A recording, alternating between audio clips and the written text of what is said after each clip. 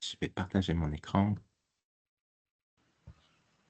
Je vais couper la transcription.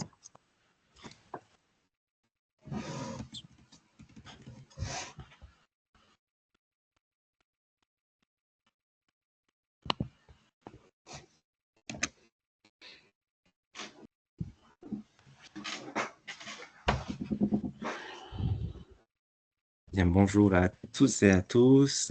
Bienvenue sur le 4e webinaire qui a été produit dans le cadre du programme Les Sentiers, qui est sur la thématique de comment consolider le modèle économique des entreprises sociales sur les territoires ruraux.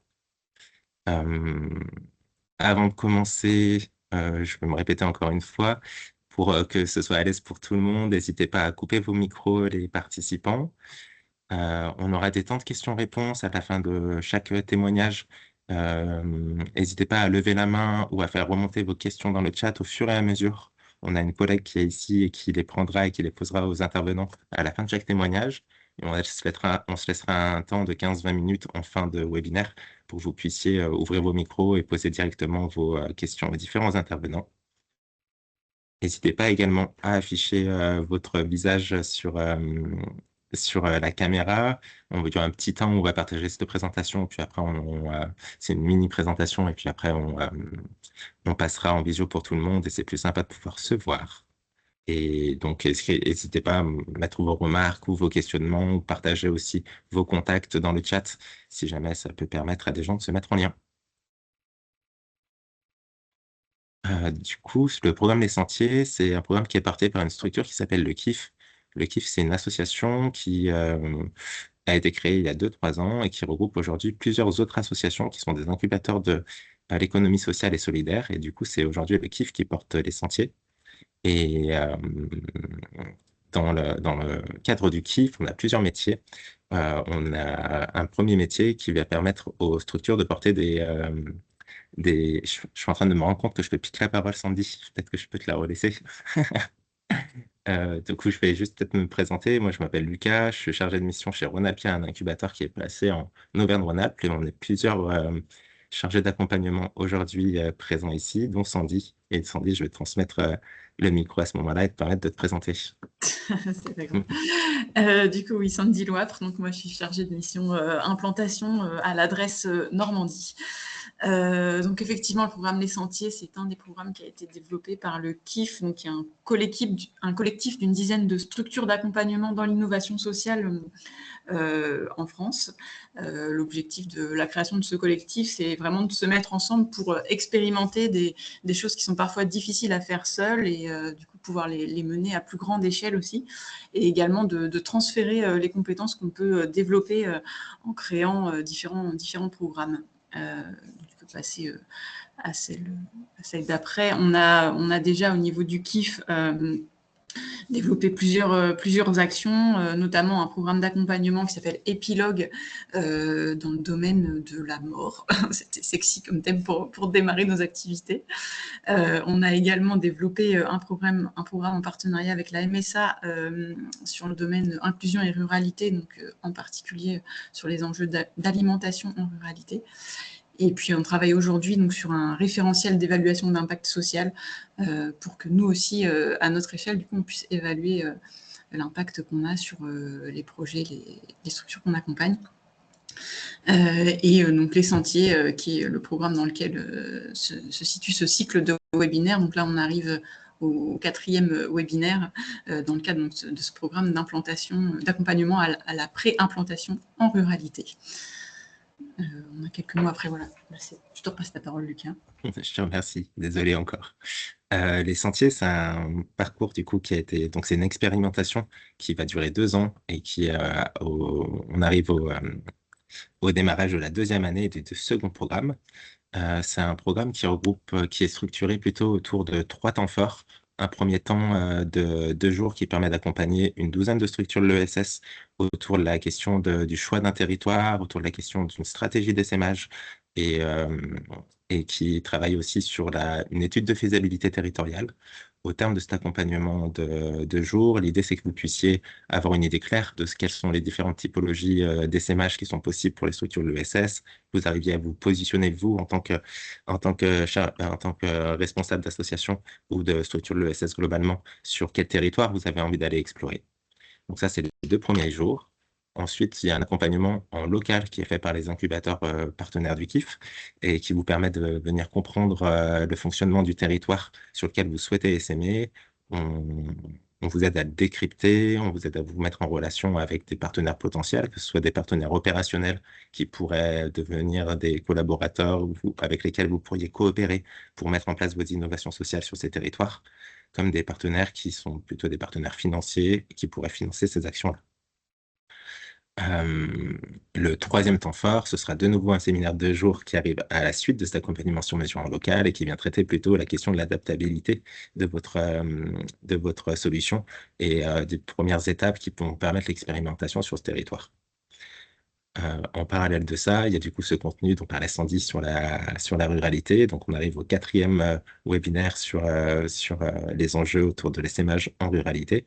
Et pour information, tous les webinaires qu'on a fait jusqu'à présent sont disponibles sur YouTube, sur la chaîne de Ronalka. Donc, si jamais vous voulez vous informer sur les différentes thématiques qui ont été traitées au fur et à mesure du programme, au fur et à mesure des webinaires en tout cas, n'hésitez pas à aller jeter un coup d'œil au webinaire précédent avec des intervenants de qualité. On se laisse environ 1h30 ensemble aujourd'hui, avec un premier temps où on va prendre la parole avec Sandy pour une petite introduction de 5-10 minutes sur la question des enjeux pour consolider son modèle en ruralité. Puis après, on laissera la part belle du coup à nos 3 intervenants qui sont Nadia Guigné, du coup, qui est la directrice et cofondatrice d'une association qui s'appelle l'Air Aéré. Eric Petrotto, qui est cofondateur et PDG de la fabuleuse cantine, et je vous la présenterai un petit peu plus juste après. Et enfin, Frédéric Hello, qui est le directeur ESS de la Caisse d'épargne Rhône-Alpes, et qui viendra présenter à la fois le rôle des banques en tant que banque et mécène sur l'accompagnement des structures de l'ESS en ruralité, et un petit peu la vision aussi que peut avoir sa structure sur l'accompagnement et le financement des structures en ruralité. Et on se laissera, comme je vous le disais, une part belle aux questions-réponses en fin de webinaire. Sandy, je te relaisse la parole. Donc, effectivement, avant de donner la parole à nos témoins intervenants, l'idée, c'était juste de vous apporter quelques éléments de contexte sur cette question du modèle économique en ruralité. Donc, le premier élément, c'est qu'il y a des enjeux spécifiques au monde rural. Le premier étant la faible densité. Effectivement, en milieu rural, on a une population éparse, on a des distances plus importantes qui font qu'on a des volumes d'activité qui sont souvent moindres, des coûts supplémentaires. Qui font que les acteurs de l'économie classique se désintéressent parfois de ces territoires et que donc l'économie sociale et solidaire peut y trouver sa place. Mais il y a un enjeu d'autant plus fort à travailler l'hybridation des modèles économiques. Et on verra ça à travers les témoignages. Voilà, on peut avoir une hybridation du fait de multiples activités, de multiples partenaires, une mobilisation de citoyens, de bénévoles et une hybridation de ressources également. Le deuxième enjeu, c'est que en milieu rural, même si l'économie sociale et solidaire est historiquement présente, notamment dans la coopération agricole, et qu'elle joue un rôle vraiment important sur ces territoires ruraux, dans tout un tas de domaines d'activité, comme les services à la personne, le sport et loisirs, l'insertion, la culture. Son rôle reste encore souvent méconnu par un certain nombre d'interlocuteurs, les services publics notamment, mais pas que, et qui donc il y a un temps d'acculturation qui est parfois nécessaire à intégrer dans les échanges quand vous arrivez sur ces territoires. Face à ces enjeux, on a identifié, et on verra à travers les témoignages, différentes manières d'hybrider du coup son modèle économique, de consolider son modèle économique pour que la structure puisse s'intégrer et perdurer en milieu rural. Donc la première chose, c'est la question de l'hybridation. Comme je l'évoquais juste avant, on peut hybrider son modèle en développant de nouvelles activités dont par exemple une activité accessoire plus rentable, entre guillemets, qui va financer des activités plus sociales. À titre d'exemple, une structure qui va intervenir auprès des personnes âgées en milieu rural, qui peut aussi organiser des conférences et facturer du coup des conférences à des grands groupes sur des enjeux autour de la nutrition, par exemple, des personnes âgées. On peut aussi hybrider son modèle en allant chercher différentes cibles et du coup réfléchir à des tarifications différenciées, par exemple, en fonction de nos différentes cibles. Et enfin, en allant chercher des partenaires aussi qui vont, par exemple, pouvoir financer la prise en charge de tel ou tel service pour certaines catégories de population. Donc ça, ce sont des enjeux qui ne sont pas forcément propres au milieu rural. Hein. Dans l'économie sociale et solidaire, l'hybridation des ressources, c'est un petit peu incommun, mais c'est d'autant plus fort en milieu rural du fait des enjeux que j'ai un petit peu développés juste avant. La deuxième chose qu'on peut mettre en place, et ça c'est d'autant plus important sur ces secteurs-là, c'est de s'inscrire dans les politiques locales. L'économie sociale et solidaire répond particulièrement à des enjeux en milieu rural en termes de création d'emplois durables, de réponse aux besoins des habitants, des territoires, de transition écologique, de cohésion sociale. Et elle est porteuse vraiment d'innovation sociale ou environnementale dans ces domaines-là. Et il y a un enjeu en fait à le faire connaître auprès des acteurs locaux et à s'inscrire du coup dans les politiques locales thématiques ou dédiées à l'économie sociale et solidaire. On a ici noté quelques politiques bien identifiées comme les programmes alimentaires territoriaux, les programmes leaders, les programmes de développement rural régionaux, ou d'autres thématiques comme les conférences des financeurs ou des appels à projets. C'est loin d'être exhaustif et on a mis une ressource là de l'Avise sur ce sujet-là. Mais c'est vraiment des choses à creuser en fait pour que vos projets, vos structures s'inscrivent dans ces politiques-là et le fassent connaître.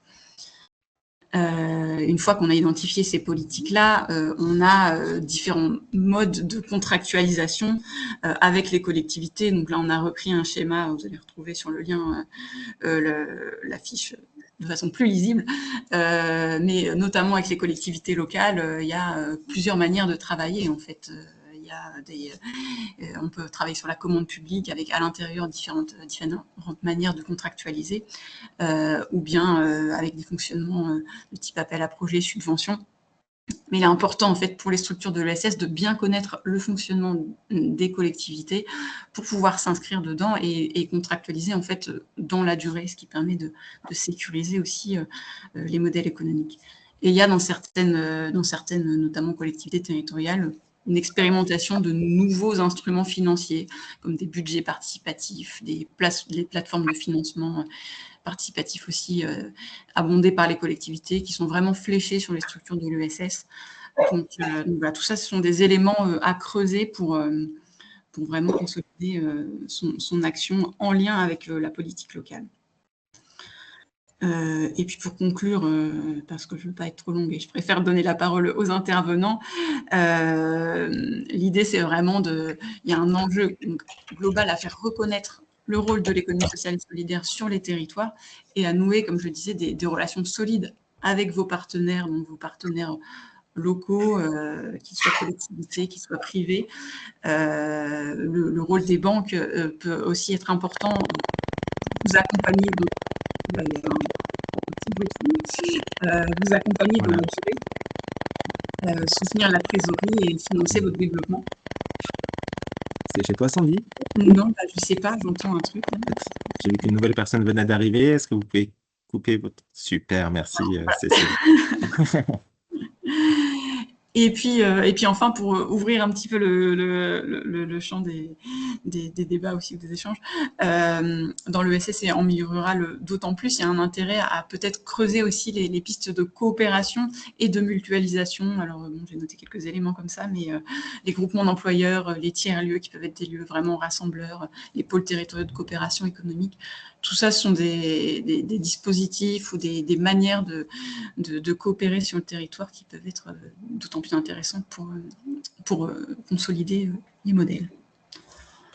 Voilà ce que je voulais dire en introduction. On va pouvoir passer la parole à nos intervenants qui vont nous illustrer tout ça.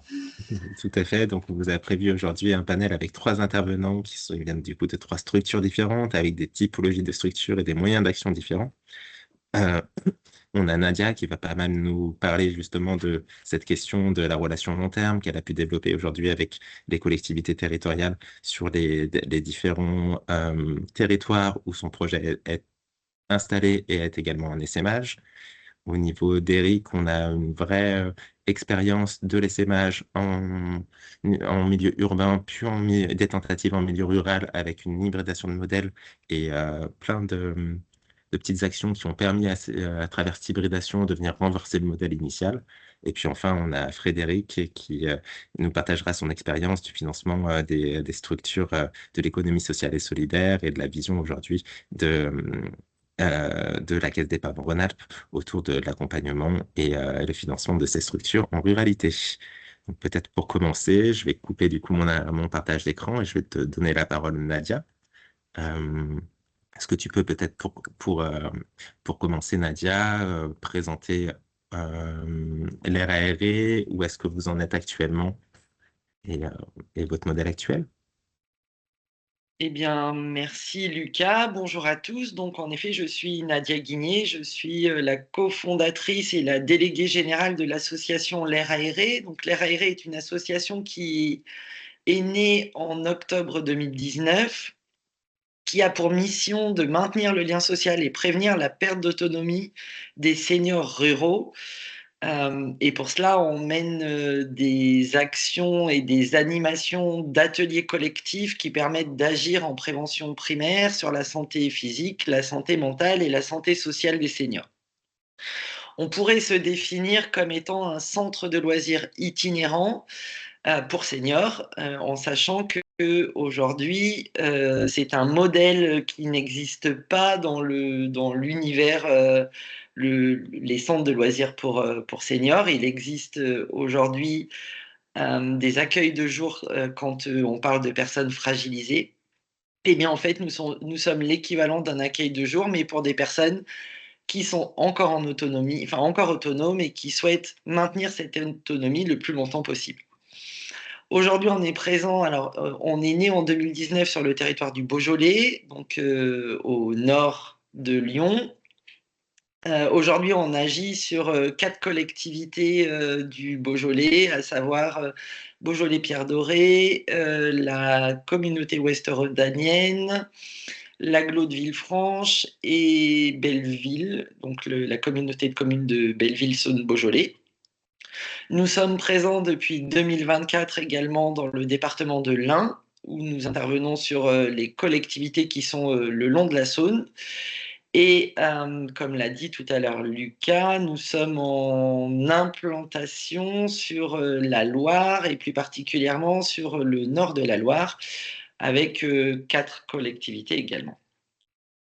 Donc voilà ce que je peux dire sur l'air aéré. Son modèle initial, donc en termes de modèle économique, donc nous sommes une association. Le choix de l'association, c'était effectivement pour pouvoir aller chercher des financements publics plus facilement, et en particulier la conférence des financeurs, puisqu'on touche des personnes âgées. Donc essentiellement au départ, nous sommes partis avec des fonds propres que l'on a mis, ou des dons, puis de la subvention. Et aujourd'hui, mais j'y reviendrai ensuite, on tend vers un modèle financier hybridé pour que l'on puisse gérer et assumer notre développement depuis ces 5 dernières années. Super. Est-ce que tu peux nous parler un peu, Nadia, du coup, de comment ça s'est passé, peut-être avec, enfin, je trouve ça intéressant, au niveau de ta stratégie que tu as pu avoir avec les conférences des financeurs, comment tu as pris soin de ta relation, du coup, avec la conférence des financeurs du Rhône, pour ensuite aller réussir à convaincre d'autres conférences de financeurs de te suivre dans cette aventure? Alors, c'était en plus très particulier, cette approche. Alors, j'ai, peut-être, ça peut faciliter les choses, mais j'ai aussi, une casquette d'élu sur un territoire rural. Donc, ça permet aussi de comprendre les attentes des collectivités. Mais en ce qui concerne la conférence des financeurs du Rhône, nous les avons approchés dès 2019, alors que nous étions pas encore ou tout juste, enfin, on venait juste de passer de l'idée à vraiment la création de la structure. Et enfin, ils nous ont soutenus à partir de 2020. Et en fait, quand on les a approchés, on n'avait pas 1 an d'antériorité et d'existence. Or, ça fait partie du cadre normalement légal. Mais comme on avait travaillé très en amont, cette relation avec la conférence des financeurs, ça nous a permis d'obtenir des financements. Et pourquoi est-ce qu'on était allé les rencontrer et comment est-ce qu'on a pu construire ce partenariat fort? C'est qu'on est venu avec une étude de marché, que l'on a prouvé qu'il n'y avait pas ou peu de besoins couverts sur le territoire que l'on avait ciblé, et ils nous ont accompagnés sur ce point-là. Donc, ils nous ont également accompagnés et aujourd'hui, ils nous accompagnent toujours et on est effectivement dans une stratégie partenariale et relationnelle où on fait ensemble, où on échange régulièrement, où on construit. Et ça, c'est juste nécessaire et absolu pour pouvoir effectivement maintenir des subventions et des financements. Et ensuite, pour répondre à ta question, Lucas, comment on a dupliqué? Ben, effectivement, fort de ces donc de 2020 à 2020, fin 2023, fort de ces 3-4 ans de partenariat avec la conférence des financeurs du Rhône, on a pu approcher la conférence des financeurs de l'Ain.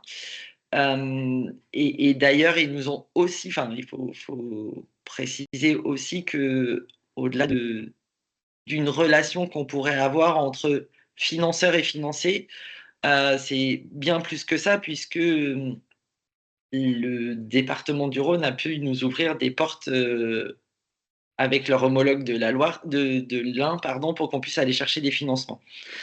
Donc, c'était important pour nous de pouvoir dupliquer effectivement ce qu'on faisait sur le Rhône dans d'autres départements qui ont aussi la particularité d'être ruraux, mais en ayant effectivement une approche aussi différente, puisque c'est pas parce que ce sont 2 départements ruraux qu'ils ont forcément les mêmes besoins. Donc, mais ça, je crois que c'est la question d'après, par exemple. Et justement, sur, sur peut-être la qualification des besoins, et j'imagine qu'il y a des liens aussi, du coup, tu parlais de territoire, d'établissement public de coopération intercommunale. Comment aujourd'hui tu gères cette question euh, du partenariat sur le territoire et comment tu abordes du coup la relation financeur que tu as avec la conférence des financeurs et le lien avec les EPCI? Alors, donc aujourd'hui, effectivement, la conférence des financeurs, c'est une chose, c'est le payeur.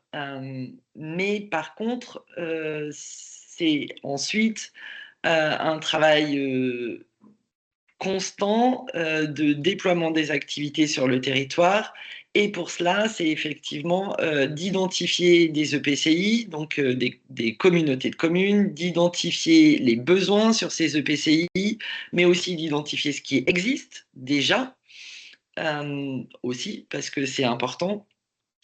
Et l'approche qui est faite, en fait, c'est de travailler sur de la sensibilisation et de la réassurance de ces collectivités, puisqu'ils ne sont pas forcément partie prenante financièrement. En tout cas, c'est le premier postulat quand nous rencontrons des collectivités, c'est que on leur indique que nos projets sont entre autres financés par les conférences de financeurs de leur département et qu'ils n'ont pas une obligation financière pour que l'on puisse se déployer sur leur territoire.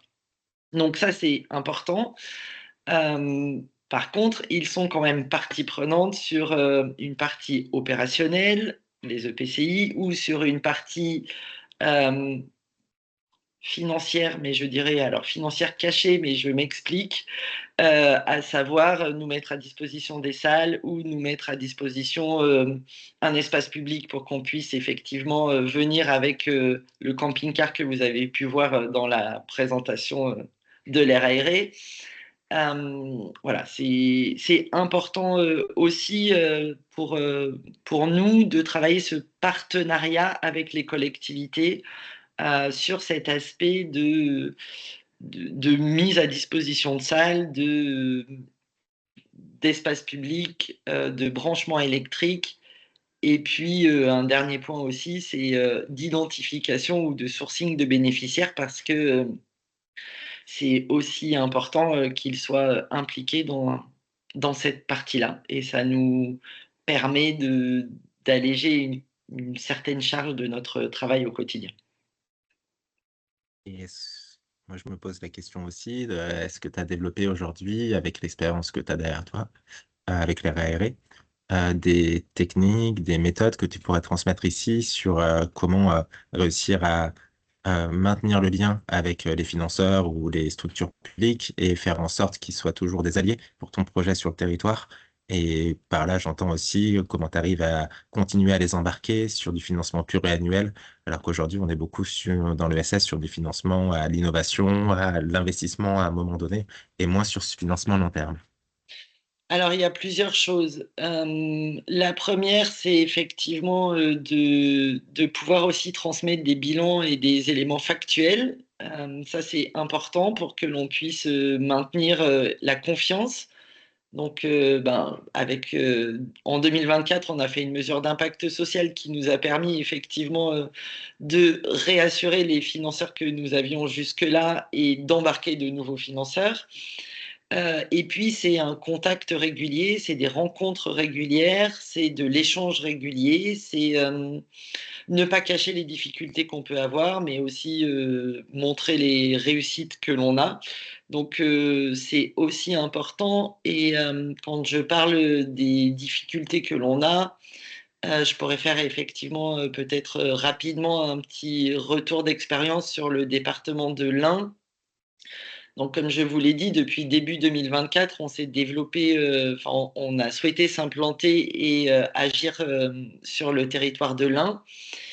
Et on est parti un peu sur ce territoire en disant, ben, c'est de l'autre côté de la Saône, donc pour nous, c'est simple, on a juste quelques kilomètres à faire, les besoins sont les mêmes. Bon, ben, ça arrive de se planter, ça a été notre cas. On s'est vite rendu compte que les besoins n'étaient pas les mêmes. Nous avions obtenu la confiance de nos financeurs et obtenu des financements publics et privés pour développer nos actions. Mais on a mis un temps certain avant de toucher le public et avant d'avoir la confiance des EPCI sur ce territoire-là. Ce qui fait qu'aujourd'hui, dans notre approche et les implantations que l'on a, et en particulier sur la Loire, eh bien, on travaille différemment. C'est-à-dire qu'on est d'abord allé rencontrer les collectivités et les EPCI, on a d'abord identifié le besoin pour ensuite aller s'approcher de la commission des financeurs et aller chercher des financements. Voilà, on a inversé notre système d'approche et nos moyens de déploiement pour que l'on puisse toucher au plus près, effectivement, le sujet et pouvoir agir. Donc, dans le prendre soin de la relation, effectivement, je le redis, et ça, c'est essentiel et important, c'est de vraiment bien identifier qui a le pouvoir d'agir et qui a le pouvoir de décision. C'est effectivement d'avoir des contacts réguliers, aussi bien avec les élus du territoire qu'avec les agents des collectivités. C'est important. Et ce qui est aussi essentiel, c'est souvent de les rencontrer les deux en même temps. Parce que comme ça, le discours est le même. Et voilà, c'est beaucoup plus simple ensuite. Et ensuite, c'est de pouvoir aussi rencontrer et travailler avec des acteurs locaux, de les identifier et de coopérer avec ces acteurs locaux. C'est aussi une force de l'air aéré, c'est que quand on se déploie sur des territoires, on va chercher les acteurs locaux, autres structures ESS ou indépendants pour qu'on puisse aussi travailler avec eux Et c'est un argument fort pour les collectivités ou pour les territoires que de dire qu'effectivement, on vient apporter en plus quelques heures en plus ou du travail sur des territoires qui parfois sont un peu plus en difficulté sur ce sujet-là. Merci. Peut-être pour, finir, tu as parlé en début d'intervention de la question d'hybridation, du modèle. Oui. Aujourd'hui, pourquoi tu parles de ça? Quelles sont tes idées? Et est-ce que tu peux nous expliquer ce que tu entends par là? Alors, plusieurs choses. Comme je l'ai dit au départ, nous étions sur essentiellement de la subvention publique. Déjà, aujourd'hui, on est allé chercher et sourcer de la subvention publique, mais du financement privé, aussi bien pour mener à bien nos actions que dans le cadre d'investissement également, puisque le camping-car qui était en photo, il a fallu aller chercher les ressources. Donc, ça veut dire aussi du travail et de la coopération avec des financeurs privés. Et on parle d'hybridation puisque je l'ai effectivement évoqué tout à l'heure, la première approche que l'on fait des collectivités, c'est de leur dire qu'ils ne sont pas payeurs et qu'on peut agir sur leur territoire.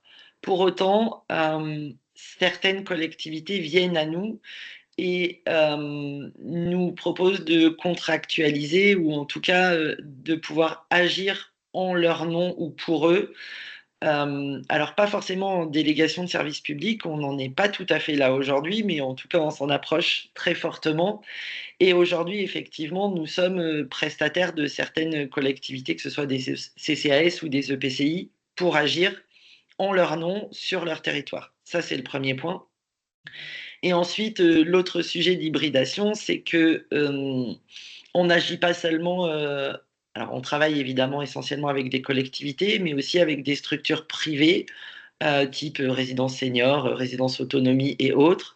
Et là, nous intervenons en tant que prestataires sur ces structures-là, ce qui nous permet de générer du chiffre d'affaires. J'aime pas dire ça quand on parle d'économie sociale et solidaire, mais pour autant, c'est important, c'est aussi essentiel et ça permet de réassurer les pouvoirs publics quant à notre capacité de pérenniser nos actions et de pérenniser notre déploiement. Super, merci Nadia. Est-ce que je vois qu'il y avait eu une question dans le chat, mais apparemment, oui, Nadia, tu as donné la réponse sur ton intervention suivante. Est-ce D'accord. qu'il y a une personne qui aurait une question avant qu'on passe au témoignage suivant, celui d'Eric?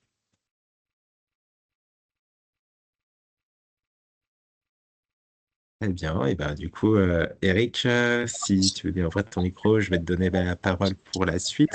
Peut-être, est-ce que pour commencer, tu peux te présenter et présenter la genèse du projet de la fabuleuse cantine et où est-ce que vous en êtes aujourd'hui?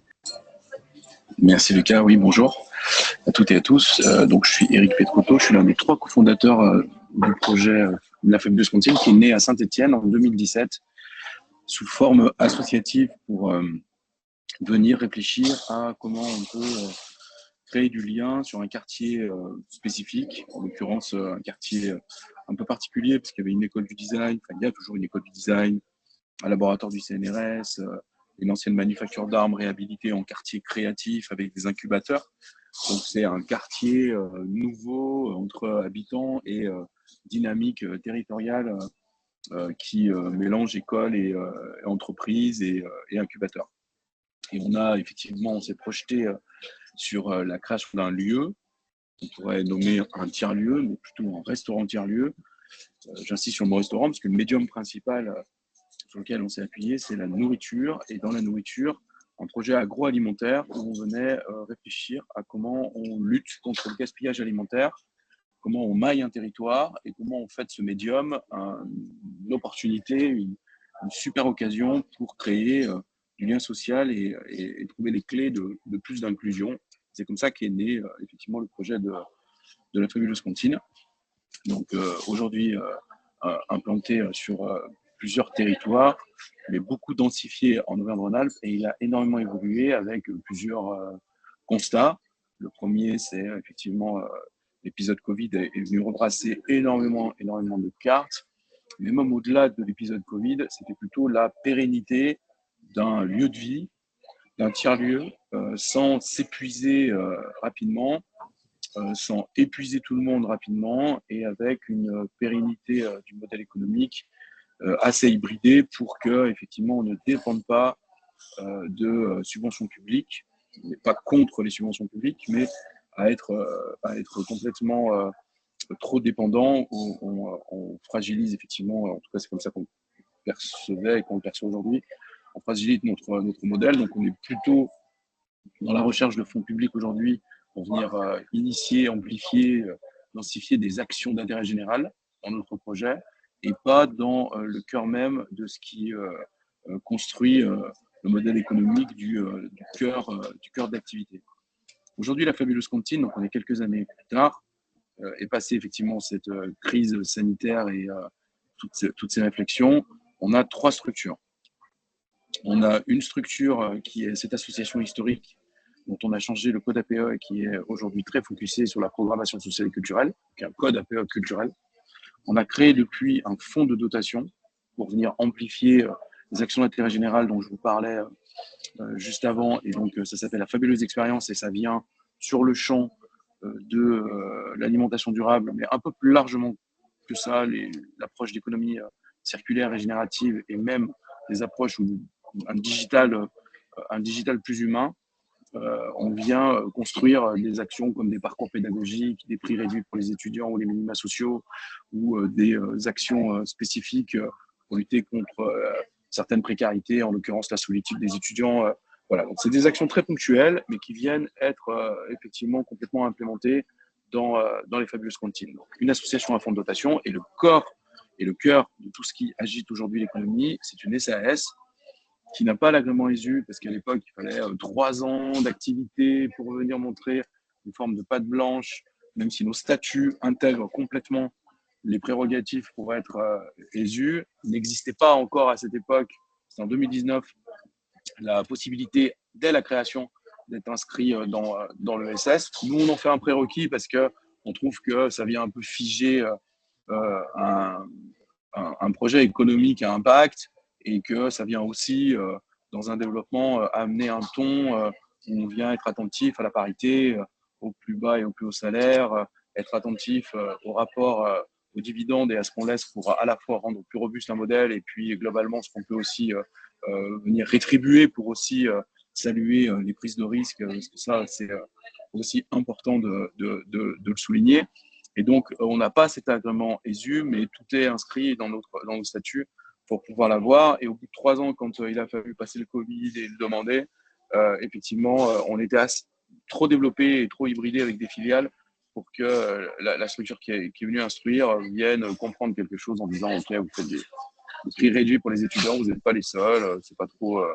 voilà, c'est un peu particulier. » Enfin, on n'a pas creusé la question. Mais bien, je préfère être clair là-dessus parce que j'avais trouvé que c'était quand même assez singulier comme analyse et tout ça pour essayer d'amener effectivement une structure vers ce qui nous semblait être le bon sens sur sa représentation capitalistique. Donc aujourd'hui, on a cette structure de tête qui est une sorte de holding qui a le premier restaurant tiers-lieu à Saint-Étienne en son sein et qui a le reste de la structuration que je pourrais vous décrire en 7 modules. Comme ça, vous comprenez complètement l'écosystème, ce qui est assez complexe. En tout cas, il est sous forme d'une agitation d'un territoire dans sa globalité. Le premier module, c'est un maillage de territoire et des jardins. On a nos 5 premiers hectares qu'on cultive, en plus d'avoir maillé une centaine d'acteurs et beaucoup dans l'agro et beaucoup de fermiers et fermières, donc ces agriculteurs à qui on achète, j'insiste sur le mot achat, c'est pas du glanage, on achète, on réinjecte de l'économie, des invendus bio ou raisonnés, surtout des fruits et des légumes. On travaille avec des éleveurs où on vient effectivement plutôt leur acheter ce qu'ils n'arrivent pas à vendre. Donc on n'est pas dans la question de l'invendu, mais on est dans la question effectivement de valorisation de leur modèle ou de la consolidation de leur modèle pour venir effectivement amener de l'argent là où ils ont du mal à la transformer. Et donc ça nous permet d'avoir notre matière première en flux subi. Donc on a renversé la façon dont on construit un modèle de restauration ou un modèle de traiteur, c'est qu'on vient avoir des flux subis chaque semaine, tous les 3 jours, et avec ces flux subis, on transforme en cuisine créative.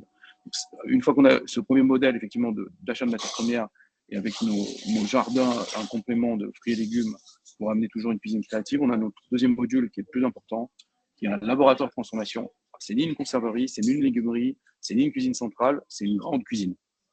Ça peut être à la fois un labo de charcuterie, ça peut être à la fois un labo de traiteur, ça peut être à la fois un labo où on fait des bocaux en grande quantité, c'est à la fois un labo où on vient pré-quitter pour faciliter le travail dans nos restaurants de plein de choses qui sont préparées parce qu'on a des grosses machines.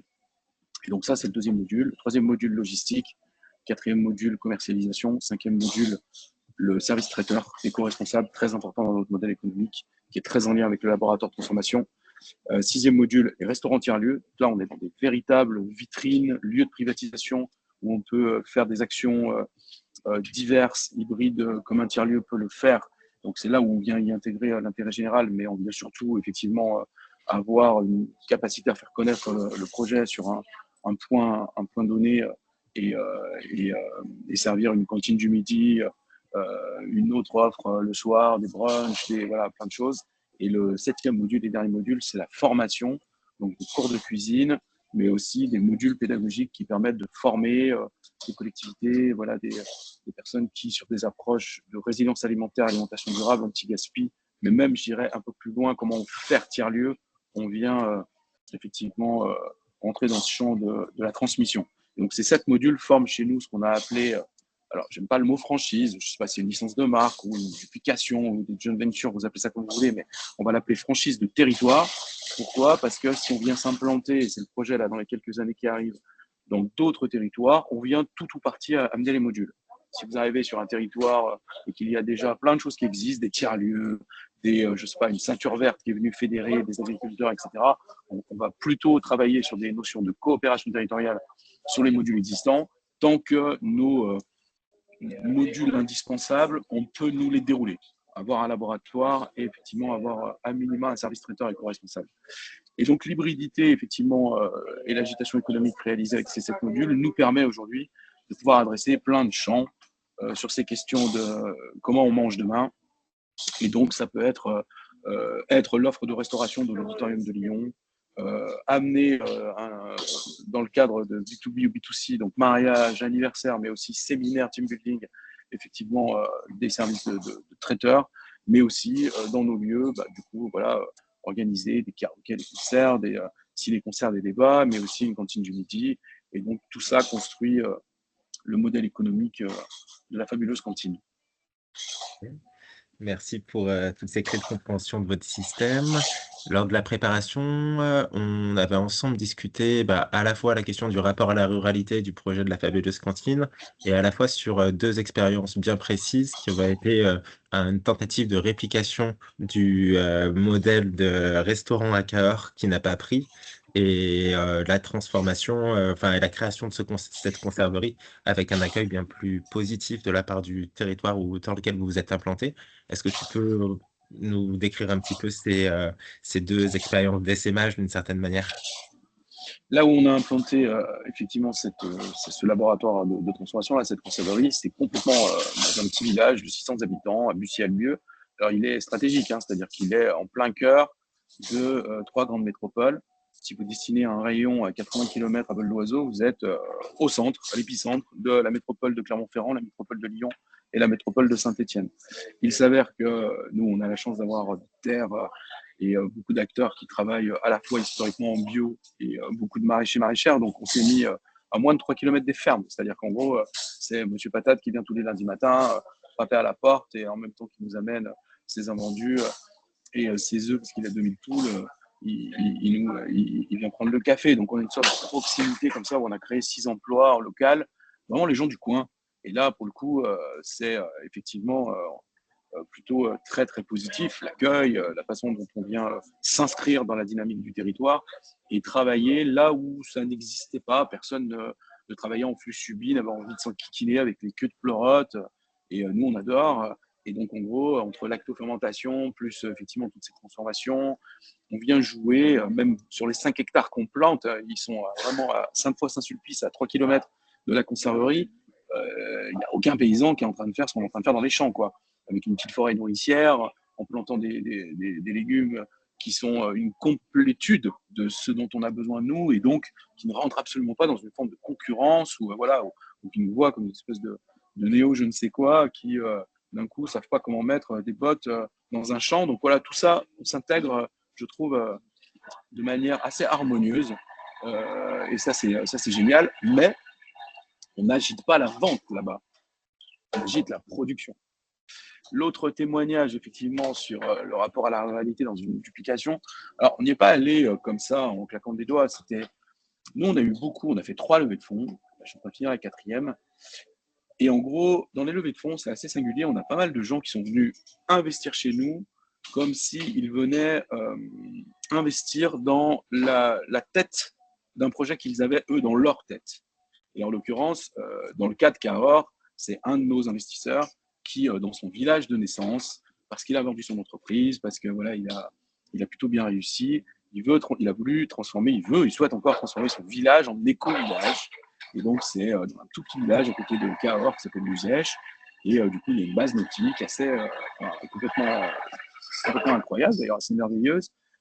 Et du coup, il a voulu implanter une fabuleuse cantine et il nous a demandé, investi chez nous, ce n'était pas une obligation forte, mais voilà, il nous a demandé de l'aider à implémenter un projet autour de nos valeurs, effectivement, à Luzèche. Et c'est ce qu'on a fait. On s'est attelé dans une analyse pendant 1 an. Et en gros, c'est des territoires où il y a quand même des touristes.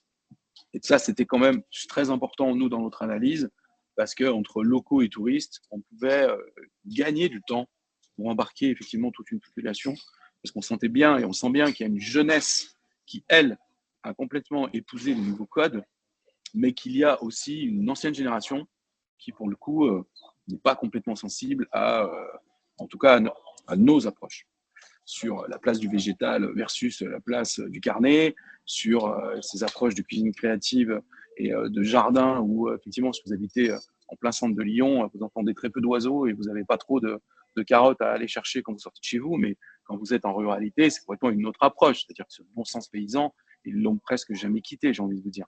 Donc, on est arrivé et ça a été quand même assez violent.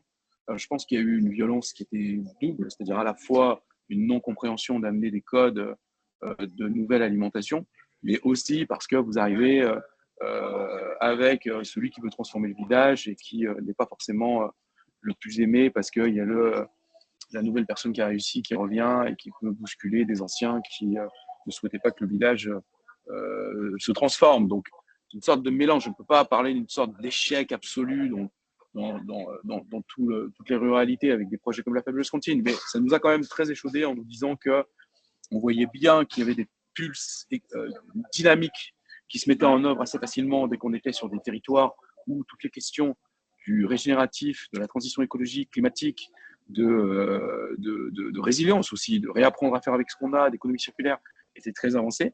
Alors, bien évidemment, nous, avec Lyon et la métropole de Lyon, on est complètement là-dedans, mais même Saint-Étienne, on sent que voilà, la ville est assez grande pour pouvoir effectivement épouser ces codes-là assez plus facilement. En tout cas, nous, avoir le temps nécessaire de consolider un modèle. Dans des endroits où ils n'ont pas complètement l'habitude de brasser ces nouvelles approches, c'est beaucoup plus délicat. En tout cas, nous, on n'y va plus, quoi. On est très, très effrayés par se dire que on y va, ou alors si on y va, ou si on pose une analyse, elle est accompagnée. C'est-à-dire elle est accompagnée par la collectivité qui souhaite investir dans cette transformation, en transformant aussi sa géographie en quelque sorte, et on peut participer à ça. Mais du coup, là, vous rentrez dans une phase où pendant 3 ans, vous êtes très accompagné financièrement, ce qui vient permettre effectivement d'avoir du souffle pour gagner et acheter du temps. Donc, c'est un peu les expériences sur lesquelles je peux témoigner qu'on a eu il y a quelques temps. On a dupliqué une fois à La Rochelle, assez tôt d'ailleurs, où là-bas, on a un restaurant tiers-lieu. On n'a pas encore dessiné les autres modules, on est en train d'y réfléchir. Ce sera pour, je pense, d'ici de 0 à 3 ans, on aura la suite des modules. Et là, par contre, c'est complètement autre chose. Vous êtes dans des villes, d'ailleurs, c'est là-bas qu'est né le vélo en ville. Hein. Il n'est ni né à Lyon, ni à Paris, ni je ne sais où. Il est né à La Rochelle. Et là-bas, voilà, ils sont proches. C'est des marins, donc ils ont un rapport, effectivement, je ne sais pas moi, à la ressource à l'eau, la nourriture, qui est complètement différente. Et là-bas, ça a pris, par contre, pour le coup, ça a mis 6 mois et ça a pris tout de suite, quoi. Merci, Eric. Bah, je vous propose de prendre une ou deux questions que j'ai vues apparaître dans le chat. Là, justement, tu parlais de la ressource eau. On a une question de la part d'Amélie qui te demande si le cahier des charges d'intervention a un axe lié, du coup, fait le lien, du coup, avec la santé ou l'eau sur un territoire. Parce qu'aujourd'hui, c'est des préoccupations qui, lorsque vous intervenez sur un territoire, vous avez un lien spécifique avec ces dimensions. Si je comprends bien la question, sinon, Amélie, n'hésite pas à la poser. On a un lien au-delà de la nourriture, c'est-à-dire qu'on a un lien avec les matériaux qu'on utilise pour pouvoir faire un lieu, dont on doit faire un lieu. On a un lien où on essaie d'être très attentif avec, par exemple, la partie high-tech, low-tech, en tout cas d'être au plus juste sur le matériel qu'on utilise dans les cuisines. Donc avec des approches d'utiliser du matériel reconditionné, mais qui puisse être performant aussi, à la fois énergétiquement et puis performant sur les besoins qu'on a pour faire une cuisine créative. Et on a effectivement, on est très attentif à la question de l'eau parce qu'elle est fondamentale et qu'il y a des pressions hydriques de plus en plus fortes.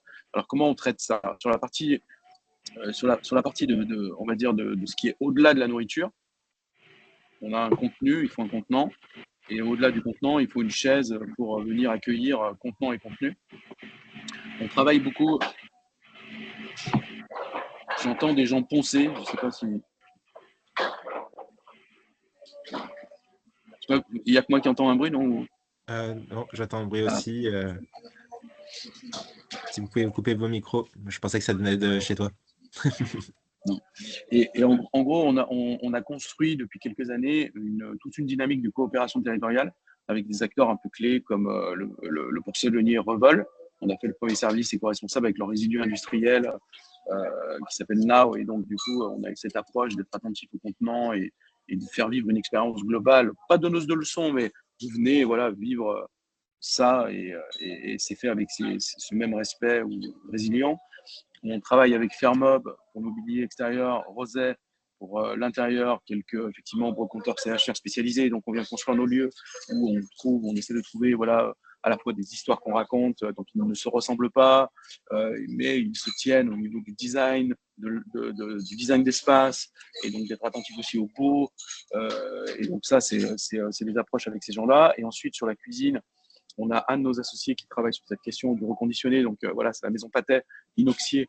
Donc on vient être très attentif à ces approches. Et on est associé depuis pas mal de temps d'ailleurs avec je n'ose pas dire un fou, mais je crois qu'il l'est, complètement passionnant et passionné, une structure qui s'appelle Innovaya, qui, on a la chance, elle se trouve à Chasse-sur-Rhône, juste à côté de chez nous, mais peu importe la localisation, c'est pas très grave, mais ça nous a permis de la rencontrer assez tôt, et qui a une approche décentralisée de la gestion de l'eau et qui a inventé un filtre qui permet effectivement de recycler jusqu'à 98% de l'eau. Alors on est contraint, nous, dans la restauration, à ne pas être autorisé aujourd'hui à l'utilisation de cette eau dans les cuisines, dans les autoclaves, etc. Mais demain, ce sera, à mon avis, le cas. Et donc, on vient être attentif à mettre en place ces solutions, même si elles ont un coût. Donc, on cherche les moyens de financer ça pour venir prévenir comment demain on aura des pressions hydriques, un devoir de gestion de la mise en place de nos lieux, du matériel dans nos cuisines. Et à la conserverie du territoire, on a besoin beaucoup de froid, nous. Comme on a des flux subis, vous pouvez avoir vraiment des tonnes d'un truc. Et avant de traiter en conservation passive, il nous faut stocker. Et donc, du coup, on a investi dans une centrale CO2 pour amener du gaz propre dans tout notre froid, dans tous nos systèmes froids. Et donc, on essaye, bien sûr, d'être en cohérence avec l'ensemble de ce qui nous entoure pour être résilient et plus respectueux de la planète. Il n'empêche qu'on n'a pas de camion hydrogène et pas de camion électrique pour faire Bussy-Albieux, Lyon. Donc, c'est un bon vieux gasoil bien dégueulasse. Et ça, c'est comme ça aussi, et il faut l'accepter. Et en même temps, à Lyon, du coup, on a pu investir dans un petit véhicule électrique, ce qui fait très peu de kilométrage, et ça nous permet de faire plus des vélos cargo pour venir un peu. On a de la consigne, on a de la personnelle, on essaie d'être aussi attentif à tous les contenants. Donc, la question de l'eau, pour revenir initialement à la question du chat, là, elle est vraiment très, très importante pour nous. Je pense qu'on ne mesure pas encore aujourd'hui complètement ce qui va nous arriver demain. Mais franchement, si on n'anticipe pas aujourd'hui, surtout quand on pose du dur sur 10 ans, 15 ans, 20 ans, 30 ans, complètement, ça va être complètement fou dans quelques années. Puis il suffit de voir nos voisins, enfin les Italiens, les Israéliens, eux, ils utilisent déjà de l'eau recyclée au-delà de leurs toilettes et leurs douches, dans leur cuisine, et pas même la récupération d'eau de pluie. Enfin, vous pouvez à titre personnel avoir des utilisations que vous ne pouvez pas aujourd'hui avoir à titre pro. Mais franchement, c'est qu'une histoire de temps. Il suffit d'être devant le fait accompli. Ils devront faire évoluer la réglementation. Donc, il faut être prêt technologiquement et techniquement. Eric, merci pour ton retour. Peut-être juste très rapidement, avant qu'on passe au témoignage de Frédéric, on me demande le nombre de salariés dans la structure à la Fabuleuse Cantine. On est 40 salariés dans la structure avec les différents pôles, donc dans les restaurants, dans la conserverie, la commercialisation. Il y a beaucoup d'extras en plus. Ça peut monter des fois à 60, enfin voilà, ou 70, mais c'est des contrats extra. Et aujourd'hui, on a encore quelques personnages, il y en a quasiment 6 qui sont dans les fonctions support, donc entre l'administration, la communication, la partie, on va dire, développement, dont je fais partie. Et donc là, du coup, ça, c'est la prise de risque qu'on opère aussi, c'est de devoir,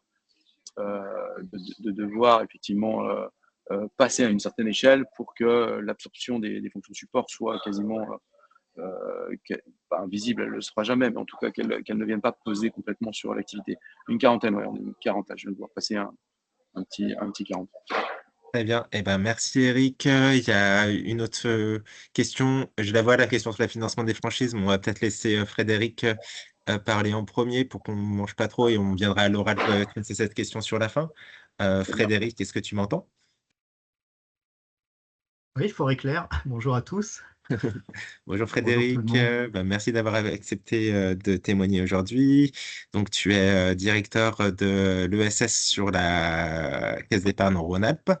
Donc tu as accepté d'intervenir aujourd'hui, notamment pour, en première question que je peux te poser, est-ce que tu peux nous présenter un peu le rôle du coup de la Caisse d'épargne Rhône-Alpes dans le financement des structures de l'ESS et peut-être aussi si tu peux faire un petit focus sur la manière dont vous les suivez au long terme et vous consolider du coup leur modèle sur le territoire. Oui, alors c'est très simple. Mon métier consiste à faire ce que je viens de faire, c'est-à-dire d'écouter deux projets que d'ailleurs on connaît bien. D'ailleurs, merci d'avoir sélectionné la fabuleuse cantine et la RARE. Oui, ça consiste effectivement à rencontrer des personnalités qui ont des projets assez innovants socialement et d'ailleurs très différents dans leur configuration, pour essayer évidemment de les accompagner. Donc moi, mon métier, c'est d'être le banquier des acteurs de l'ESS, tout simplement. J'ai la chance de pouvoir le faire au sein d'un acteur qui est lui-même statutairement et historiquement de l'ESS. C'est aussi important de le souligner. En fait, on applique aussi des principes qui ont été évoqués aussi précédemment, c'est que dans le financement des acteurs de l'ESS, on est également en mode coopération. Donc on coopère avec d'autres acteurs du financement et il n'y a pas un projet, aussi modeste soit-il en montant, qui ne fasse pas l'objet d'un financement par une communauté de financeurs sur un territoire. Très simplement, quand on prête à un créateur sorti d'un incubateur qu'on connaît bien comme Rhône-Alpia par exemple, on est souvent en coopération soit avec France Active pour la garantie du prêt par exemple, soit en cofinancement ou avec d'autres acteurs comme l'Union régionale des coopératives ou d'autres sujets. Donc ça c'est mon métier de base et effectivement je le fais en fonction de l'analyse d'un dossier, d'un risque que je veux porter.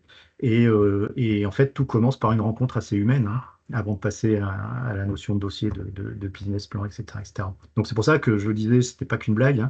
Tout démarre aussi par une rencontre et par une écoute, réciproque. Dans ce métier du financement, on le fait, je l'ai dit, en coopération des acteurs. Donc ça, c'est mon métier de base. On a aussi une autre fonction sur le territoire qui est importante. C'est aussi que nous sommes quasiment, je crois, le premier mécène régional.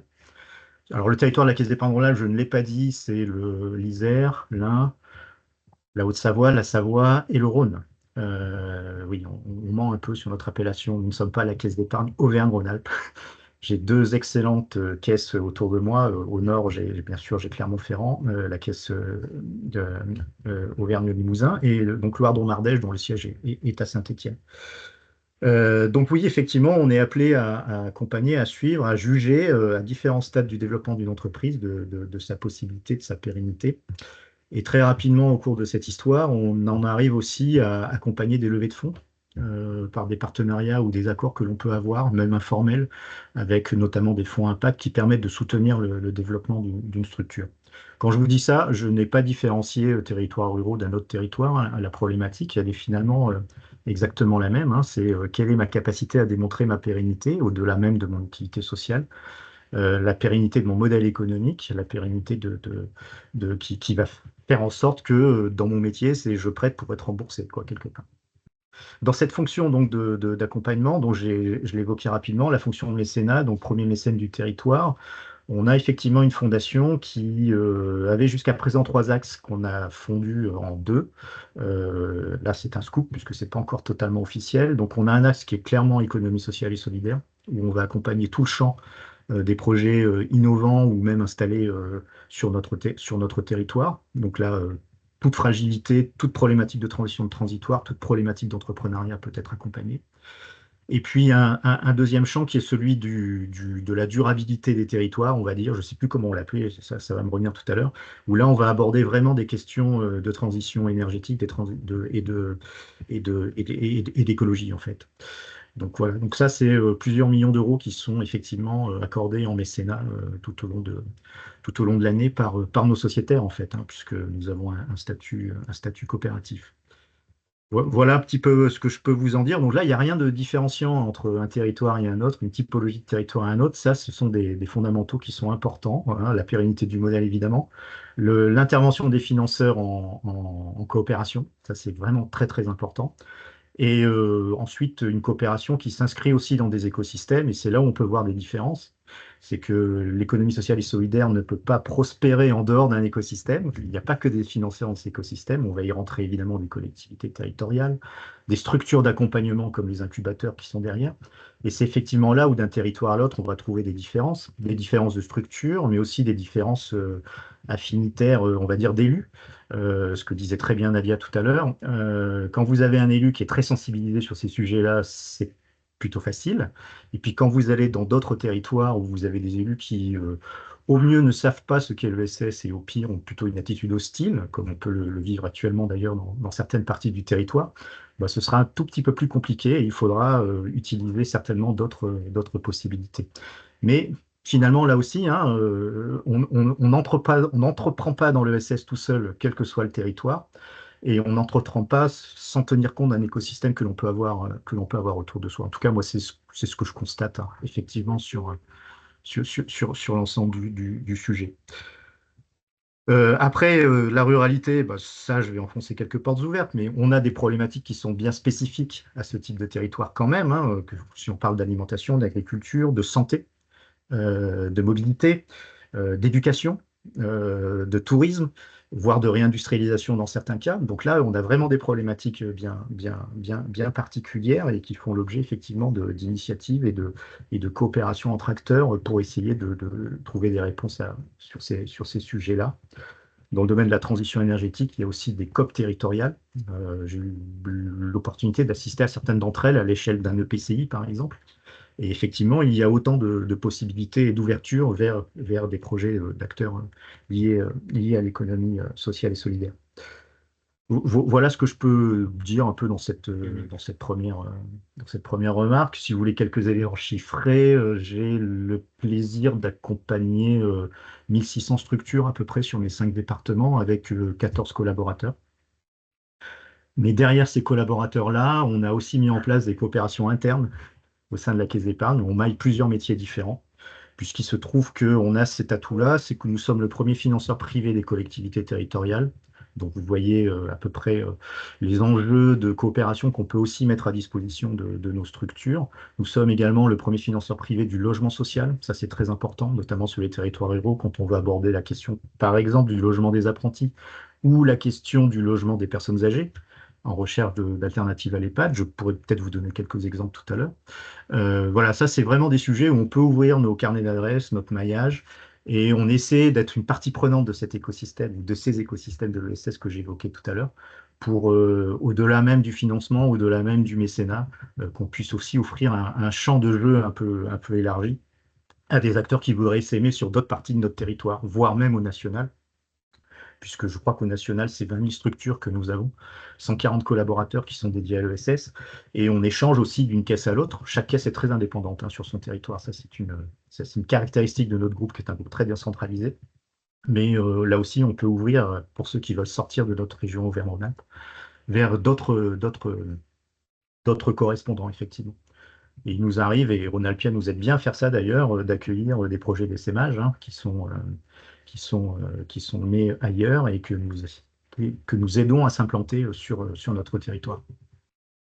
Par exemple, sur cette question de l'essaimage, Frédéric, est-ce que tu viens de commencer à en parler? Comment ça se passe, vous, en interne, lorsque, par exemple, nous, on vous propose un projet qui est client chez vous sur une autre région, par exemple, et qui vient s'installer sur votre région en termes justement de coopération interne, et voilà, comment vous échangez et comment ça se passe? Eh ben déjà, c'est par un acteur comme l'incubateur Rhône-Alpia ou comme Urscope ou bien comme l'ADERLI, qui est la structure de développement économique de la métropole de Lyon, qui nous mettent en relation en fait avec ce projet-là et qui nous donnent l'opportunité de rencontrer ce projet-là et d'étudier avec lui en fait à partir de notre propre réseau comment est-ce qu'on peut effectivement appuyer ce développement ou même considérer que peut-être que le projet n'est pas pertinent, hein. Ça arrive souvent aussi dans l'entrepreneuriat et dans le développement. Parce que comme le disait très bien Nadia, ce qui fait le succès d'une initiative sur un territoire n'est pas forcément la garantie d'une réussite sur un autre territoire, pour toutes les raisons qu'on a dites.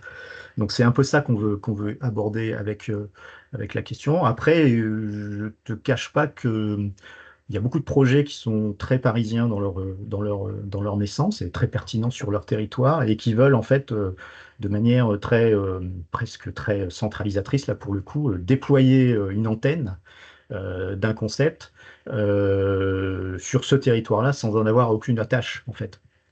Donc souvent, on va nommer un ou une représentante de cette antenne qui va aller prospecter à droite à gauche sur les collectivités ou sur les mécènes, ou, parfois même sur du financement bancaire. Mais on a en face de nous une structure juridique qui reste unique et qui reste parisienne.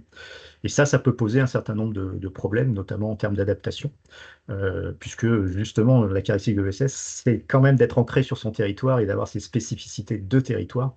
Et alors je ne dis pas que le projet est rejeté parce qu'il n'est pas de la famille, entre guillemets, mais c'est une intégration qui se fait beaucoup plus difficilement, je pense. Très bien. Merci pour ce témoignage. Peut-être que on peut prendre des questions soit pour Frédéric, j'ai hésité, ou soit pour Eric ou Nadia. Alors peut-être, moi, tu Excuse-moi. voulais un exemple d'essaimage, Oui, alors peut-être pas passé, si, c'est d'ailleurs si, j'ai un très bel exemple d'essaimage incubé par Rhône-Alpia à l'origine, modèle qui a ensuite pivoté très fortement. Je voulais juste évoquer le réseau des hameaux Monseigneur. Puisque projet qui est né sur la base de la notion d'aidant familial, qui est en fait un professionnel de santé qui accueille chez lui une personne âgée. Donc c'est une alternative à l'EHPAD et puis une moyen aussi d'offrir du répit aux aidants. Ce modèle-là, qui a commencé par être incubé dans l'hiver chez Rhône-Alpia, aujourd'hui a évolué toujours sur ce modèle-là sur plusieurs départements, sur un modèle un peu similaire à ce que Nadia a fait, je pense. Et maintenant se lance aussi dans la construction de hameaux. Donc le projet est maintenant totalement intégré. On accueille 2-3 personnes. On construit également le logement de l'aidant familial qui accueille sur le hameau donc les 2-3 familles, avec la promesse de résoudre plusieurs sujets. Évidemment, on a une alternative à l'EHPAD. En tout cas, on recule le plus possible l'entrée dans l'EHPAD en favorisant le maintien dans un domicile de la personne âgée, mais aussi on offre euh, un logement à coût modéré à l'aidant familial et aussi un salaire à l'aidant familial qui est quand même plus élevé que le reste de la moyenne du marché. Et là, le projet est aujourd'hui, il doit y avoir 5 hameaux en service, il y en aura 25 à la fin de l'année et quasiment plus d'une centaine à fin 2027. Et ça, c'est clairement un projet qui est né, incubé par Rhône-Alpia, un financement à la création mis en place effectivement par la Caisse d'épargne, probablement France Active, j'ai plus les détails du projet qui remonte à 3-4 ans maintenant. Et aujourd'hui, on en arrive à des levées de fonds auprès de très gros acteurs du financement de la personne âgée, que là aussi on accompagne, que ce soit d'ailleurs avec des structures du groupe ou même des bailleurs sociaux qui rachètent ensuite les hameaux. Et chaque implantation, elle se fait de manière assez exemplaire, avec une collaboration totale avec évidemment les collectivités, qui permettent d'accueillir effectivement qui sont même demandeuses d'accueillir ce type de hameau, qui ensuite génère autour de lui une activité de service et économique qui va intéresser en collaboration certainement d'autres acteurs de l'ESS. Voilà un exemple aussi qu'on peut donner, puisqu'il est assez illustratif de ce que certains des acteurs qui sont ici sont capables de faire. Merci Frédéric pour cet exemple.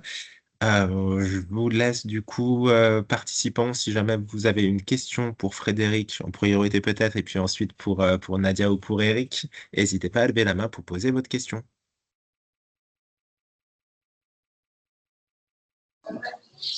J'en profite de reprendre la parole pour vous confirmer ce que vient de dire Frédéric, parce qu'on travaille très étroitement avec ses équipes et on a besoin vraiment de dynamique de banque avec de nouvelles approches et d'avoir effectivement une équipe à la fois qualifiée, compétente, qui connaît son territoire, qui se déplace, donnez-moi l'expression, qui se déplace, qui vient nous voir et qui nous accompagne dans des projets qui hybrident l'économie, c'est indispensable. On a la chance d'avoir effectivement une banque très active, même j'ai envie de dire deux, et avec la nef et avec des passerelles qui se font entre la Serra et la nef assez régulièrement. Et voilà, c'est plutôt une épaule importante et solide, ce qui n'est pas le cas sur tous les territoires.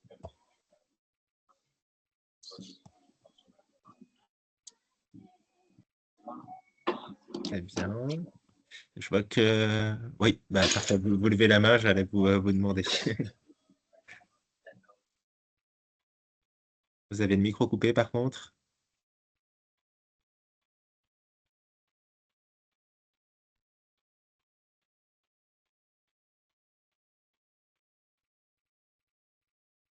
Normalement, en haut à droite de l'écran, vous devez avoir un petit microphone sur lequel vous pouvez cliquer pour...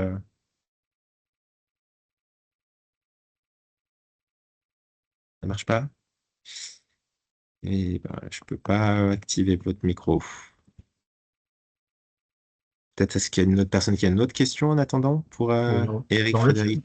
Dans le chat, peut-être, la question? Dans le chat. Est-ce que c'est en lien avec la question que vous avez posée dans le chat? Dans le chat, du coup, on avait une question de Monsieur Cardo, si je dis pas de bêtises, sur la question du financement des franchises de la fabuleuse cantine. Par financement des franchises, je ne sais pas ce que vous entendiez exactement, si vous pouvez mettre un peu plus de descriptif, parce que ce serait un peu complexe peut-être de répondre comme ça. Je peux donner quand même quelques détails, parce qu'on en est à ce moment un peu clé où, pour l'instant, c'est nous qui portons tout parti. À La Rochelle, on a fait un joint venture avec des partenaires, mais on est quand même associé d'une structure en dur. On n'a pas eu encore à venir essaimer avec une autre dynamique territoriale, ce qu'on souhaite faire demain. Et donc, on n'est pas obligé d'être capitalistiquement, on va dire, dans la structure nouvelle. Elle peut avoir différentes formes, hein, d'ailleurs. Une fois, on est venu me poser la question en disant, mais est-ce que je peux monter une SIC pour monter une fabuleuse cantine? Je dis, bien évidemment. Si c'est pertinent, pas pour moi, une SIC, pas une SIC, c'est des choix structurels qui sont toujours en lien avec une pertinence territoriale. Le projet d'intérêt général, je pense, en tout cas le projet qui peut être au cœur d'une SIC peut complètement rentrer dans des approches d'alimentation durable, de résilience alimentaire, de vouloir faire tiers-lieux, de vouloir faire de l'inclusion, de vouloir faire des lieux où citoyens se mélangent. Donc, aucun souci là-dessus. Nous, ensuite, on essaye de jouer d'effets de synergie où on vient effectivement faire une remontée à la structure de tête, parce que c'est nous qui pilotons ensuite toute la communication. Enfin, en tout cas, on est une épaule et on a énormément de briques digitales un peu souterraines, mais indispensables, de SEO organique jusqu'à du SEO digital, de Google Ads et bien plus, des agitations de réseaux sociaux. Enfin, il faut pousser la mise en place d'imaginaire et sa propulsion en communication. On n'a pas le choix aujourd'hui, je crois. Et donc, ça ne tord pas effectivement qu'initialement, vous faites les choses avec respect et dans le bon sens, mais il nous faut nous accaparer de tous les outils qui sont les outils d'aujourd'hui pour effectivement essayer de venir créer un élan, une dynamique collective. Et donc ça, du coup, les effets de synergie sont plutôt une aubaine que de recommencer à zéro avec un nouveau nom, alors qu'on a inventé le burger Super Waste qui va bientôt terrasser le Big Mac, alors qu'on a inventé effectivement toute une approche d'un manifeste qui, je pense, peut aussi venir être agité sur un autre territoire. Donc voilà, on a une remontée de fees, une remontée en fonction du chiffre d'affaires. Et ensuite, tout dépend le niveau d'accompagnement initial. On peut réfléchir à faire de l'assistanat à la maîtrise d'œuvre ou d'usage pour venir l'implanter plus ou moins fortement. On peut aussi aider à la structuration, recherche de fonds, parce qu'au fil de l'eau, vous rencontrez quand même les mêmes acteurs, la même dynamique. Voilà. On a opéré 4 levées de fonds, on a eu aussi des accompagnements publics de fonds européens jusqu'aux fonds locaux. Donc, on a quelques clés qui permettent un accompagnement.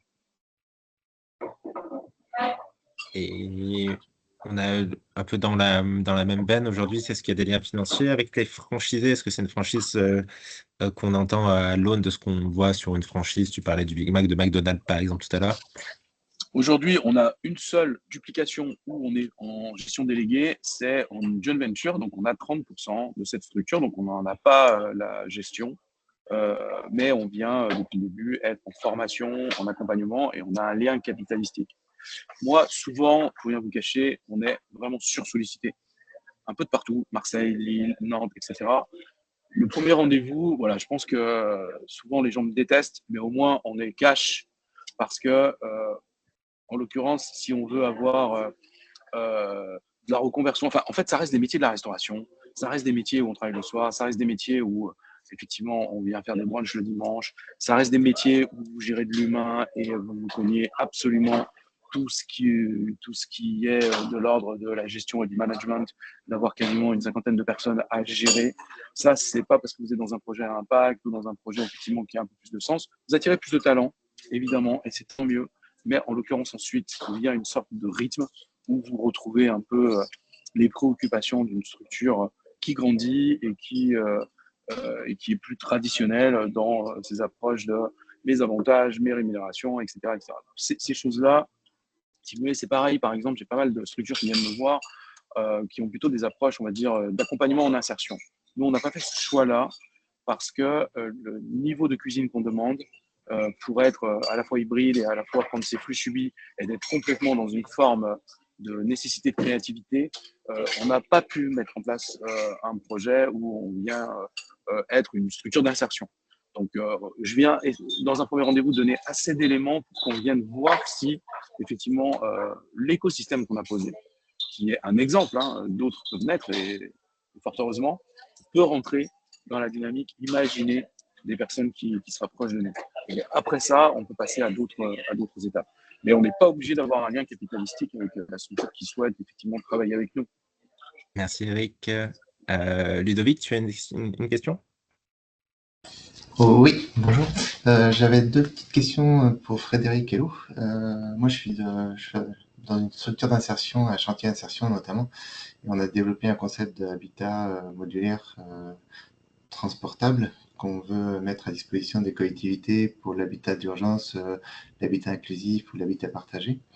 Il y a notamment un des projets qui pourrait être... Enfin, dans ce projet, il y a la possibilité de faire des petits villages, comme vous parliez tout à l'heure. Donc, est-ce qu'il y a un moyen d'avoir un peu plus d'informations sur les hameaux dont vous parliez tout à l'heure avec les seniors, d'une part, pour voir ce qui se fait, s'inspirer déjà de ce qui se fait à l'extérieur.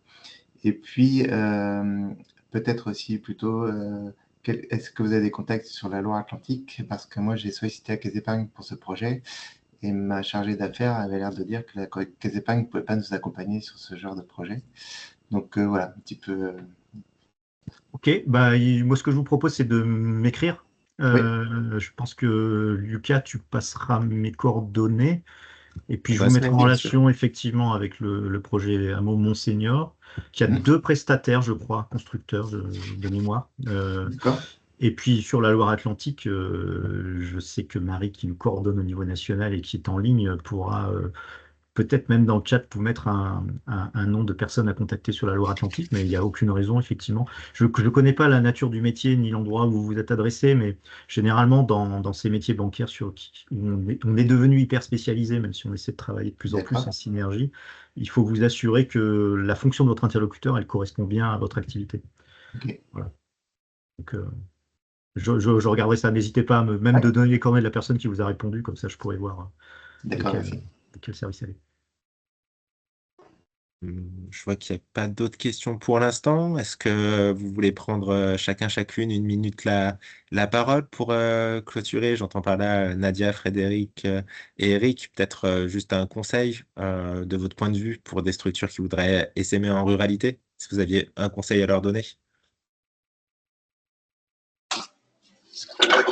Il faut co-construire obligatoirement. Il faut absolument co-construire avec. Nadia, j'ai l'impression que tu hoches la tête, donc elle est peut-être dire la même chose. Je veux pas te laisser la parole. Mais il faut bien sûr rester très humble et co-construire avec les acteurs locaux. Ça, c'est évident. Ensuite, bien sûr, c'est toujours un risque, mais c'est un joli risque. C'est toujours. Il y a une autre vitesse, il y a une autre, souvent, douceur de vivre, ou une douceur de vivre ou pas. D'ailleurs, ça peut être assez dur, mais toujours touchant. Donc, voilà, en fait, il faut y aller en se disant qu'on a un peu de temps. Parce qu'il faut du temps de rencontrer les gens et qu'ils ne vous voient pas. Frédéric en parlait tout à l'heure du projet qui sont dans une grande ville et ensuite SSM comme ça, sans complètement d'attache au corps. Donc si vous pouvez co-construire avec des gens locaux, c'est que mieux. Nous, à l'USECH, malgré toutes les complexités, j'ai gardé des amitiés complètement folles et on l'a co-construit avec des gens là-bas. Donc c'est ensemble qu'on s'est pas planté, mais nous, on a laissé ensuite la gestion justement des gens en local pour dire, écoutez, nous, on a fait ce qui nous semblait être juste. On vous a montré des voies. Maintenant, vous en faites effectivement ce qui vous semble être plus pertinent par rapport à cette population, au temps donné, etc. Et le lieu continue d'exister. Et là, je crois qu'il en est à sa deuxième vie et demie, et avec des gens locaux, mais c'est les mêmes avec lesquels on avait co-construit. Donc c'est vraiment très important de prendre un temps comme ça pour aller voir le canon. Merci Eric. Je prends la suite. Alors, effectivement, Eric, je hochais de la tête parce que je suis complètement d'accord avec toi. Et c'était ce que je voulais effectivement préciser, c'est qu'il est important quand on parle d'essaimage, d'implantation et en plus en ruralité, d'aller chercher de la coopération et de la collaboration. C'est une des raisons de notre... alors, je ne parlerai pas d'échec, mais de retard au démarrage sur l'Ain, c'est de ne pas être passé par là. Aujourd'hui, sur la Loire, on prend le temps, effectivement, d'identifier la bonne structure avec qui on pourra coopérer, la bonne collectivité ou la bonne structure qui accueillera aussi notre implantation avec une vraie adresse, etc. Et puis enfin, si on en revient au financement, j'ai essentiellement parlé de financements locaux ou en tout cas à une échelle régionale. Mais quand on parle effectivement changement d'échelle, implantation et autres, eh bien, il ne faut pas oublier qu'il y a une grosse attente déjà des collectivités locales, mais qu'il faut aussi aller s'adresser à des fonds européens ou en tout cas à des structures à une échelle beaucoup plus large pour que l'on puisse vraiment asseoir ce déploiement et ce changement d'échelle. Voilà. Et j'ai vu que Frédéric y hochait de la tête quand j'ai parlé de fonds européens. Donc, Oui, parce que je ne vais pas être très original après ces deux dernières interventions, mais bon, le fonds européen est un véritable cauchemar. Il faut carrément créer une direction pour essayer d'en avoir. Non seulement pour en avoir, mais ensuite pour le suivi et le justifier. Donc c'est toute une organisation à mettre en place au sein d'une structure qui sont généralement pas en taille au moment où elles le font de pouvoir le faire. Bon, je referme la parenthèse, ce sujet est malheureusement très bien connu. Moi je dirais la coopération, oui, mais aussi avec des acteurs auxquels vous ne pensez pas forcément. On a parlé des collectivités, j'ai parlé un peu des bailleurs, on a parlé des mécènes, mais il y a aussi des coopérations qui peuvent être très fructueuses entre acteurs de l'ESS déjà. C'est-à-dire quand on adresse une problématique, je vais continuer sur le bien vieillir. Donc quand on fait ce qui s'apparente à de l'accueil de jour, on peut s'allier aussi à d'autres acteurs qui font l'inclusion numérique, à d'autres qui s'intéressent au logement, à d'autres qui s'intéressent à des services autour. Je vois Nadia qui hoche de la tête, elle peut savoir à qui je peux penser. Voire même à l'adaptation du logement. J'ai vu qu'il y avait une autre personne qui était connectée tout à l'heure, que je connais bien, qui fait de l'adaptation du logement et notamment de la salle de bain. Donc il y a aussi toute cette cohésion-là d'acteurs que l'on peut faire, ce qui permet souvent de mettre à l'aise un financeur public généralement, c'est qu'ils aiment bien avoir le moins de têtes possible devant eux. Donc quand on s'adresse à eux en groupement, c'est peut-être parfois plus efficace. Voilà, et puis aussi, il y a beaucoup d'originalité dans les coopérations qu'on peut mettre en place de plus en plus. Eric y a fait allusion en parlant de joint venture. Il y a aussi, dans certains cas, les alliances, et elles existent déjà très fortement dans le domaine de l'insertion, rapport à la question qui m'a été posée précédemment, où on peut créer effectivement des structures communes entre une entreprise classique et une entreprise dite de l'ESS. J'aime pas du tout ces appellations, mais et moi, j'y crois assez fortement dans l'avenir pour avoir travaillé sur les deux secteurs. C'est qu'effectivement, de plus en plus, même si les assignations de RSE sont en train de reculer dans le monde économique classique, néanmoins, les enjeux restent là et la sensibilisation des acteurs et des chefs d'entreprise également. Et c'est pour moi assez riche aussi de conséquences et de coopération à construire avec les acteurs de l'ESS. Et puis troisièmement, et ce sera mon dernier conseil, c'est que entreprendre dans l'ESS, que ce soit en ruralité ou sur les territoires, c'est être un entrepreneur aussi, et un entrepreneur un peu augmenté de par la question que l'on adresse, mais c'est aussi savoir se débattre avec des ressources rares, avec des problématiques de ressources humaines, avec des problématiques de débouchés, avec des problématiques, etc. Et il ne faut pas perdre ça de vue, que la vertu que l'on veut afficher, que l'on veut pratiquer, ne doit pas se passer aussi de choses très concrètes, très opérationnelles et très terre à terre. Voilà. Et je pense que Nadia et Eric vous l'ont très très bien illustré. Eh bien, merci beaucoup à tous les trois pour ce dernier mot de conseil. Avant de nous quitter, je vous embête une seconde pour qu'on puisse faire notre pub pour le prochain appel à projet qui se clôture dans 15 jours. Donc, si vous avez été intéressé par les échanges qu'il y a eu aujourd'hui ou par un accompagnement parce que vous êtes en phase d'implantation territoriale en ruralité, n'hésitez pas à vous inscrire à la réunion d'information de demain où on présente plus en détail le programme. Et vous avez jusqu'au 18 avril pour candidater. On restera avec mes collègues des sentiers à la clôture une fois que tout le monde sera parti. Donc, si vous avez des questions, j'ai vu une main se lever dans le fond de mon écran. Moi, je reste 5 minutes de plus. Comme ça, je peux vous informer si vous voulez. Merci tout le monde en tout cas. Je vous souhaite une bonne journée et à bientôt. Merci, bonne journée. Merci, bonne journée. Merci, au revoir. Merci.